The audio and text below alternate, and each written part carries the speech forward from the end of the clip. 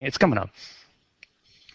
But in order for any of that to take place, you have to have hydroxylation. See how incredibly important vitamin C is, and here you are drinking your orange juice or thinking, God, this stuff is way too sour. But man, is it important. So once again, you form your triple. So remember, it's endoplasmic reticulum, hydroxylation, proline, lysine. Remember those, remember those, remember those. And then by the time you go into your Golgi apparatus and stuff like that, things that you need to know. What is the targeted sites for collagen, either directed into circulation, onto the membranes, or in the organ end itself. All right, so that you've seen before. Lysine and proline, there it is. 1, 2, and 3, 4, collagen synthesis. Now, the last couple minutes, something else that this is not, once again, this is not in your handout. It's on your G drive. It will be on your G drive. I'm going to post this. However, something else that vitamin C is important for is carnitine biosynthesis. Remember carnitine? If not, then you will now. Carnitine, the shuttle. As far as how do you break down fat? How does fat give you energy? Beta oxidation. Is every single type of fat metabolized in the same manner? No. Just the fact that I asked it, no. You have short-chain fatty acids, you have long-chain fatty acids, you have very long-chain fatty acids.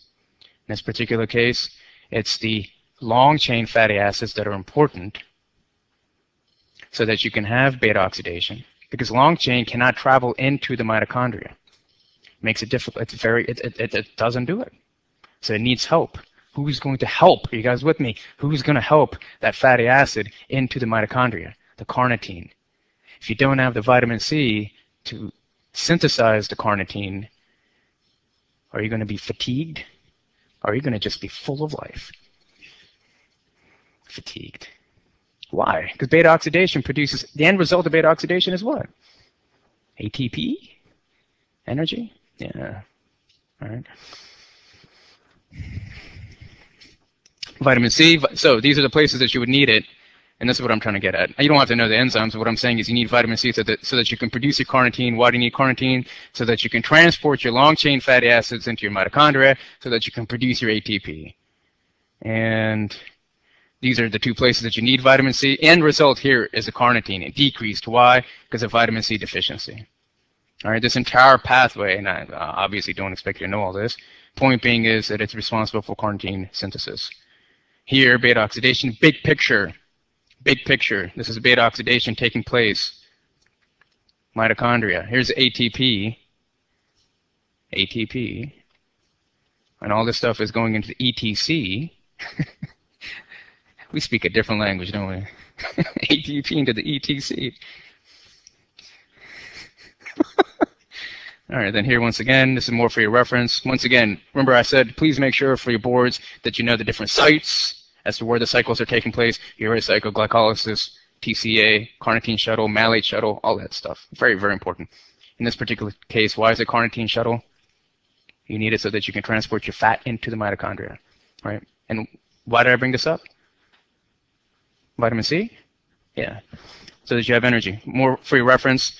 It's a weak antihistamine. It's a stress vitamin. All right, to finish up, it's a stress vitamin, concentrated in adrenals. Surprise, surprise? No, it's a stress vitamin. If it's a stress vitamin, what's your number one stress organ? How about the adrenals? Right? And then secondary function. Secondary function is, remember, it's a reducing agent. It's a reducing agent for ferrous. It's a reducing agent for copper. Also, possibly, it is a reducing agent for folic acid. So if you have deficiency of this, could result in secondary deficiency of the rest. Scurvy, of course, is what we're talking about because you have deficiency, you have problems with blood vessels. Remember, this is where we start getting into the differences. The subperiosteal, what does that mean to you? Remember the genesis of bone, and you had the cartilage, and you had the you had the perichondrium. The perichondrium gets replaced by periosteum. The periosteum Who created the periosteum? The blood vessels coming in with the osteoblasts. But check this out. Those blood vessels, if they're weak, why are they weak? Because they're composed of collagen.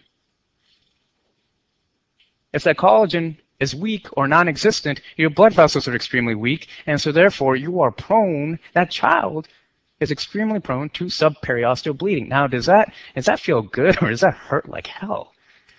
Oh, God, it hurts.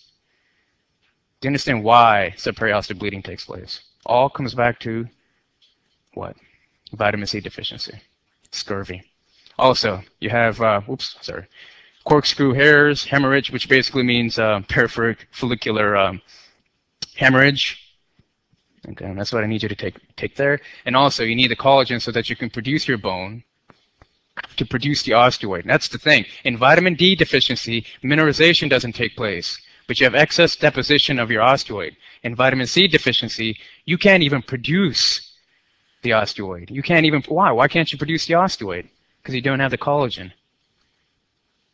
And please make sure, I'm going to end it here, because that's what you need to take out of that. And then please make sure that this evening, this is all more pictures. Bleeding gums. Why? Because your collagen, your blood vessels are extremely weak. You're bleeding like crazy. This is all part of scurvy. Poor wound healing. Here's ecchymosis and petechia. Ecchymosis, severe form. Okay, you have these rashes. And then lastly, make sure that you take a look at this graph or this little table, please. Okay, so this will give you the differences between vitamin D and vitamin C. If you have any questions, please get my email or please see me. My office is in the admin building, and I'll see you on Monday.